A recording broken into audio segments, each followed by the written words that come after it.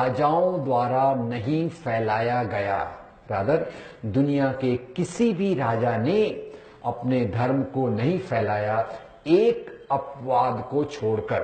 There is one exception, उसके अलावा राजाओं ने अपना धर्म नहीं फैलाया। और ये अपवाद आपको पहचानना है, क्योंकि अपवाद अपने भारत का है, सम्राट अशोक। सम्राट अशोक दुनिया का एकमात्र राजा है जिसने बुद्ध धर्म का प्रसार किया। उसने तलवार की नोक पे किया या प्यार के आधार पे किया? प्यार के आधार पे किया।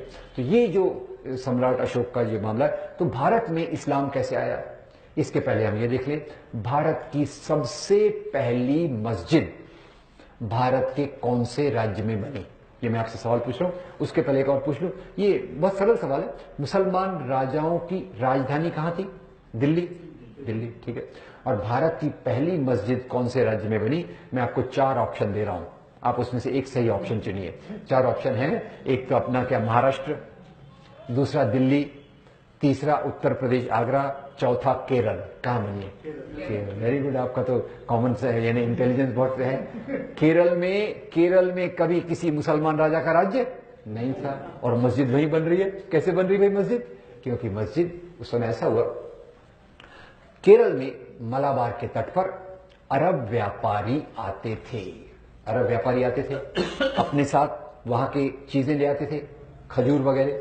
और भारत की जो अच्छी चीजें हैं, आम, केले, मसाले, यहां से लेके जाते थे। राजा को टैक्स मिलता था, राजा भी खुश, लोग भी खुश, व्यापारी भी खुश। अब ये व्यापारी आते रहे, इसके लिए वहां के हिंदू राजा ने मस्जिद बनवाई। अभी तो मस्जिद तोड़ने का जमाना है, लोग मस्जिद तोड़ने की बात करते हैं। तो भारत में इस्लाम कैसे फैला, इसका मुख्य कारण हमको जो बताते हैं व्यक्ति, उनका नाम है स्वामी विवेकानंद। स्वामी विवेकानंद अपनी संकलित रचनाएं खंड 8 पृष्ठ 330 में स्वामी जी कहते हैं, ये कहना बिल्कुल गलत है, ये कहना बिल्कुल गलत है कि इस्लाम यहां तलवार की नोक पर फैला। यहां के शूद्रों ने, यहां के अछूतों ने वर्ण व्यवस्था के अत्याचार से बचने के लिए इस्लाम धर्म को कबूल किया। ये स्वामी जी कह रहे हैं। इसको हम थोड़ा कॉमन सेंसिकली देखें। अच्छा देखिए, हर एक धर्म में लोग कहीं पूजा पाठ के लिए जाते हैं, दर्शन के लिए जाते हैं। अच्छा, हिंदू धर्म में कहां जाते हैं लोग? मंदिर में जाते हैं। शूद्रों को क्या माना जाता था? अछूत माना जाता था, हिंदू माना जाता था। क्या उनको मंदिर जाने की अनुमति थी? आज है 50-50। कोई है हाँ बोल रहे, कोई ना बोल रहे, तो मैं आपकी बात मिला के बोल 50-50। पहले 0, आज 50-50। अब उनको मंदिर जाने का चांस नहीं मिल रहा है, कहीं तो जाना है, तो वो जाते थे सूफी संत की दरगाह पे। सूफी संत की दरगाह पे जाने की किसी को मनाही थी क्या? कोई मनाही थी? तो वो जाते थे और इसी सूफी संतों के प्रभाव में आके भारत का इस्लाम फैला। ये इसी को एक उदाहरण मैं देता हूं आपको पता होगा, हमारी हिंदी फिल्मों में एक महान संगीतकार हैं जिनको बहुत सारे ऑस्कर अवार्ड मिले हैं। क्या नाम है उनका? ए.आर. रहमान। ए.आर. रहमान का पूरा नाम है अल्लाह रखा रहमान। उनका पहला नाम है दिलीप कुमार। दिलीप कुमार यानी पैदा हुए थे हिंदू से मुसलमान बने। क्यों बने भाई? क्या ओसामा बिन लादेन ने आके उनको बॉम्ब दिखाया कि तू मुसलमान बन जा?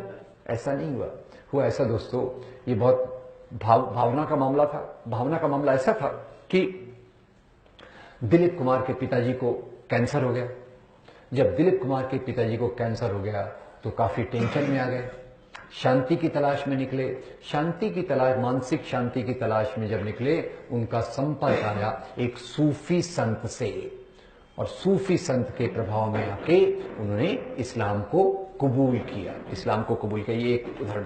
अब ये भारत की जो बात है, इसमें बहुत सारी चीजें हुई, उसके विस्तार में न जाते हुए इतना मैं एक घटना बताना चाहता हूं कि वास्तव में जो बताते हैं कि हिंदू मुसलमान का झगड़ा था, वास्तव में भारत की सभ्यता, संस्कृति, साहित्य, कला, धार्मिक परंपराएं, इनका जो विकास हुआ, ये मेल जोल से हुआ। और ये भी बात मैं आपको जोड़ दूं कि दुनिया में जो भी विकास होता है वो मेल जोल से होता है।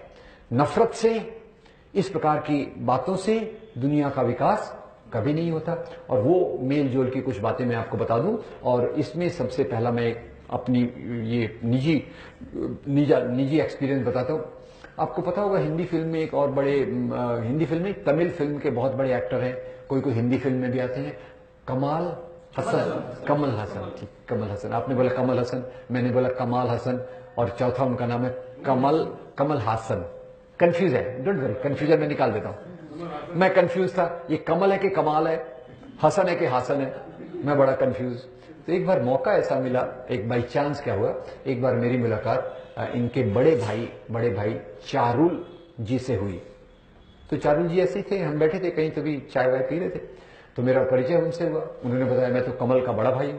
मुझे बड़ा अच्छा लगा। मैंने कहा सर जरा आप ऑटोग्राफ दीजिए, आप विजिटिंग कार्ड, जैसे अपने जैसे लोग करते, जब बड़े लोग से पहचान हुई तो अपन करते वैसा।